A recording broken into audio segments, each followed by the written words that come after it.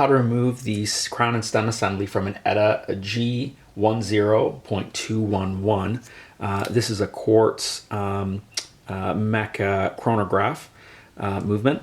Now this particular movement did have a shield plate here, which I've removed, and this movement also had a screw down crown, which I've also already unscrewed. So to begin with, we're just going to confirm that we're in the first position there.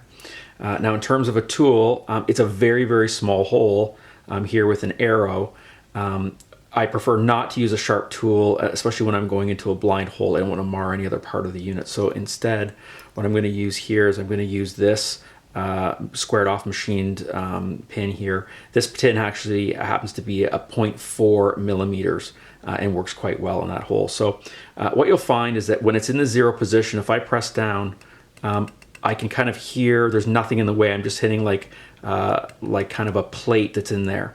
Now, if I move it out one more to position 1, all of a sudden I can feel a little bit of give. And then if I pull out to position 2, I'm back to the plate. So to remove this crown and stem assembly on this particular movement, it has to be in position 1.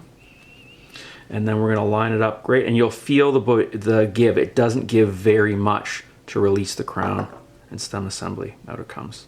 And this one does not have to be depressed again to go back in. Back it goes.